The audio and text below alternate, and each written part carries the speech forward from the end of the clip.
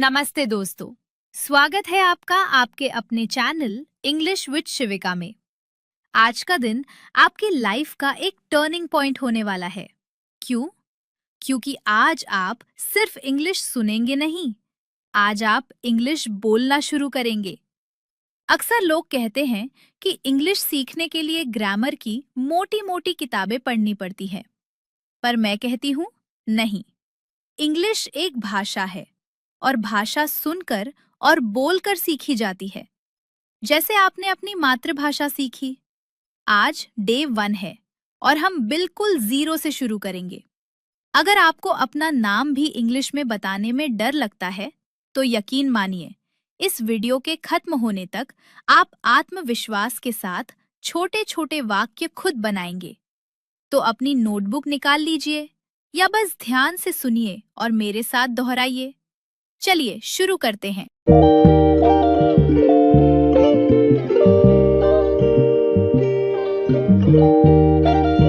Alphabet का असली राज और साउंड्स। दोस्तों, इंग्लिश में 26 लेटर्स होते हैं, ए से जेड तक। ये हम सबने बचपन में पढ़ा है, लेकिन बोलने में लेटर्स नहीं, साउंड्स यानी ध्वनियां काम आती है। सबसे बड़ी गलती जो लोग करते हैं वो है ए और एन के इस्तेमाल में। हमें सिखाया गया है कि जहां ए, ई, आई, ओ, यू दिखे वहां एन लगा दो, पर यह अधूरा सच है। आपको शब्द के पहले अक्षर को नहीं, उसकी पहली आवाज को सुनना है। जैसे एक शब्द है ऑनेस्ट यानी ईमानदार। ये शुरू तो एच से होता है, लेकिन हम इसे हॉनेस्ट नहीं, ऑनेस्ट बोलते हैं। ओ जो कि एक स्वर है, इसलिए हम कहेंगे एन ऑनेस्ट मैन। अब एक और उदाहरण देखिए, यूनिवर्सिटी। ये यू से शुरू होता है, पर आवाज आती है य की, जो कि व्यंजन है, इसलिए हम कहेंगे अ यूनिवर्सिटी।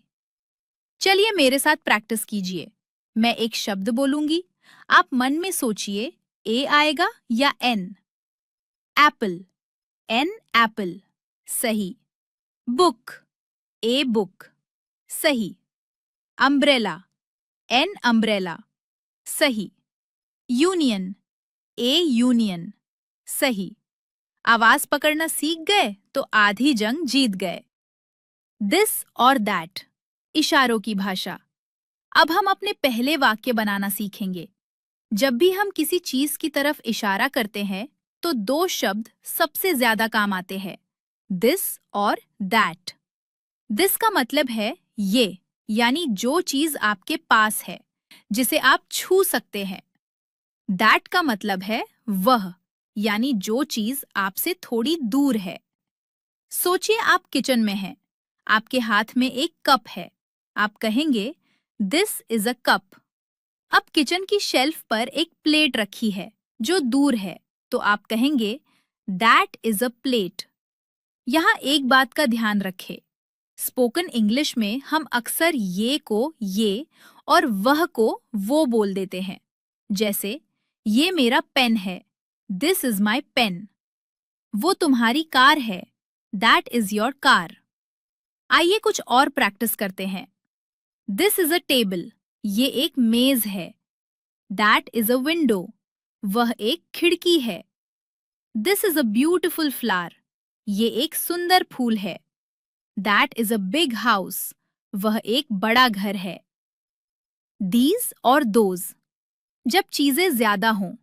अभी तक हमने एक चीज की बात की, लेकिन अगर आपके पास एक से ज्यादा पेन हो, तब आप दिस नहीं बोलेंगे, तब आप कहेंगे दीज। और अगर दूर बहुत सारे पेड़ हों, तो आप कहेंगे दोज। नियम बहुत सिंपल है, पास और एक चीज, दिस इज। पास और ज्यादा चीजें, दीज आर। दूर और एक चीज, दैट इज। दूर और ज्यादा चीजें, दोज आर। मेरे साथ दोहराइए, दीज आर माई बुक्स, ये मेरी किताबें हैं। दोज आर स्टार्स, वे तारे हैं। दीज आर मैंगोज, ये आम हैं। दोज आर बर्ड्स, वे पक्षी हैं। देखा आपने, बस इस की जगह आर लगाना है। और चीज के नाम के पीछे एस जोड़ देना है। जैसे बुक बन गया बुक्स और एप्पल बन गया एप्पल्स। समय का सफर इज आर बनाम वॉज वर। दोस्तों, अभी तक हम उन चीजों की बात कर रहे थे जो अभी हमारे सामने हैं, यानी वर्तमान। लेकिन अगर हमें कल की या पुरानी बात करनी हो तो हम क्या करेंगे? यहाँ काम आते हैं दो जादुई शब्द, वॉज और वर। इज बन जाता है वॉज, आर बन जाता है वर। जैसे अभी आप कह रहे हैं दिस इज माई बैग, ये मेरा बैग है। लेकिन अगर वो बैग कल पुराना था तो आप कहेंगे that was my old bag, वह मेरा पुराना बैग था। उसी तरह दीज आर माई फ्रेंड्स, ये मेरे दोस्त है। पर अगर वो स्कूल के दोस्त थे तो आप कहेंगे those were my school friends, वे मेरे स्कूल के दोस्त थे। समय की ये समझ ही आपको एक फ्लुएंट स्पीकर बनाएगी। बस याद रखिए, आज के लिए इज आर, बीते हुए कल के लिए वॉज वेयर। मालिकाना हक माय, योर, हिज, हर। किसी भी भाषा में सबसे ज्यादा हम अपनी चीजों के बारे में बात करते हैं। मेरा यानी माय, तुम्हारा यानी योर, उसका यानी हिज। अगर वो लड़का है उसकी यानी हर, अगर वो लड़की है उनका यानी देयर, हमारा यानी आर। अब इन्हें हमारे पिछले वाले फॉर्मूले में जोड़ते हैं। दिस इज माई फोन, ये मेरा फोन है। दैट इज योर लैपटॉप, वह आपका लैपटॉप है। दीज आर आर क्लोथ्स, ये हमारे कपड़े हैं। दोज आर देयर किड्स, वे उनके बच्चे हैं। एक छोटी सी टिप जो बहुत काम आएगी, जब आप माय या योर इस्तेमाल करते हैं तो ए या एन का इस्तेमाल नहीं करते।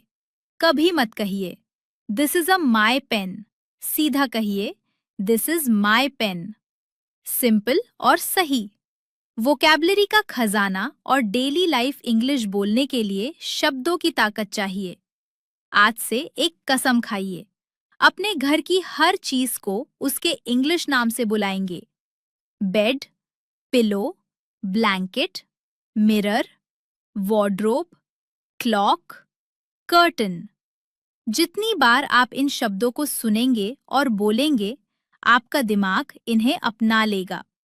फिर आपको हिंदी से इंग्लिश ट्रांसलेट करने की जरूरत नहीं पड़ेगी। आप सीधे इंग्लिश में सोच पाएंगे। स्पेशल वर्ड्स और फाइनल प्रैक्टिस, जाते जाते कुछ स्पेशल वर्ड्स के बारे में जान लीजिए।